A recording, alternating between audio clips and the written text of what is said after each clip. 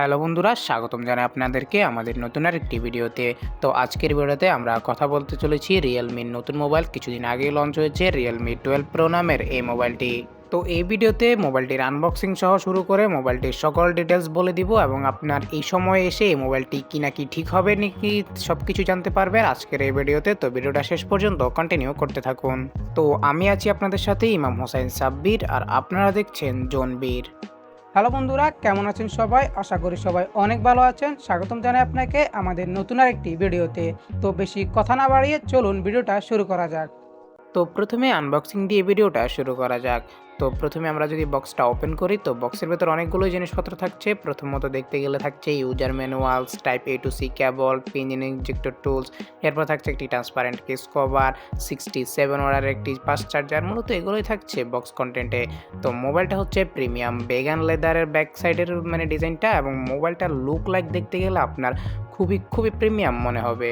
এবং মোবাইলের ক্যামেরা মডিউলটা বাজারের একেবারে প্রিমিয়াম ওয়াচের মতো দেখাচ্ছে, কেননা এই ক্যামেরা মডিউলটা একটা ওয়াচ কোম্পানির সাথে কোলাবরেশনে রিয়েলমি তাদের এই ডিজাইনটা করেছিল। মোবাইলের স্পেশালিটি বলতে গেলে মোবাইলটিতে IP65 এর ওয়াটার রেজিস্ট্রেশন থাকছে, এবং মোবাইলটি দেখতে একেবারে খুবই প্রিমিয়াম, এবং মোবাইলটি ঠিকঠাক একটু বড় সড়ো হয়ে আছে, এবং ক্যামেরা মডিউলটা খুবই উঁচু করা হয়েছে।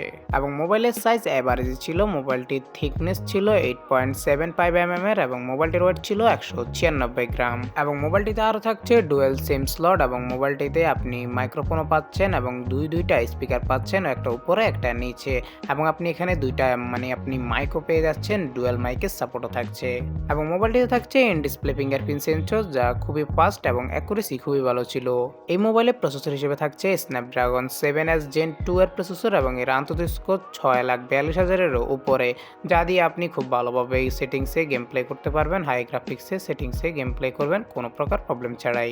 আরও মোবাইলটির অ্যাপ ক্লোজিং, অ্যাপ ওপেনিং এবং মাল্টিটাস্কিং খুবই ভালো ছিল রেসপন্স।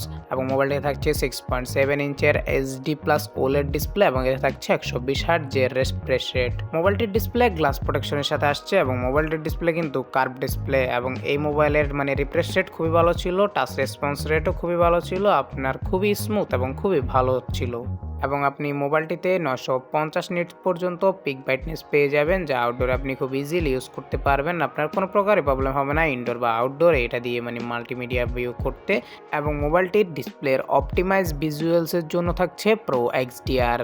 এবং এই মোবাইলটি অ্যান্ড্রয়েড 14 এবং রিয়েলমি UI 5.0 এর ওপর আসছে। এবং মোবাইলটিতে আপনি 2 বছরের OS আপডেট এবং 3 বছরের সিকিউরিটি আপডেটও পাবেন। তো মোবাইলটি বলতে গেলে এক কথায় খুবই অসাধারণ ছিল, এবং মোবাইলটিতে আপনি ফাংশন হিসেবে অনেক কিছুই পেয়ে যাবেন, সেন্সর হিসেবে এবং কল রেকর্ডিংয়ের ফিচার তো থাকছে, এবং আপনার রিয়েলমির যত সব ফাংশন আছে সবগুলো আপনি সেটিংসের ভেতর এখানে পেয়ে যাবেন। এবং ক্যামেরার কথা বলতে গেলে এখানে রয়েছে ট্রিপল ক্যামেরা সেটআপ। তো মেন ক্যামেরা হচ্ছে 50 মেগাপিক্সেলের ওয়াইএস ক্যামেরা, সোনি IMX890 এর ক্যামেরা, এবং আপনি এর রিয়ার ক্যামেরা দিয়ে 4K 30 fps এ ভিডিও শুট করতে পারবেন, এবং স্লো মোশন আপনি 720p to 40 fps A video shoot করতে পারবেন, এবং এর কোয়ালিটি খুবই ভালো ছিল। তো আরেকটি ক্যামেরা হচ্ছে 64 মেগাপিক্সেলের periscope 3x optical zoom camera, এবং এই ক্যামেরা দিয়ে আপনি আপ টু 120x পর্যন্ত জুম করতে পারবেন, যা এই মোবাইলের খুবই ভালো একটি ফিচার্স আমার কাছে মনে হচ্ছে। এবং এর জুম কোয়ালিটি খুবই ভালো ছিল, আপনি যখন একদম কম থেকে বেশি জুম পর্যন্ত ফটো ক্লিক করবেন, আপনার পিক্সেলের অতটাও পরিবর্তন না হচ্ছে না, একটু সামান্য কালারের ডিফারেন্স আপনি দেখতে পারবেন।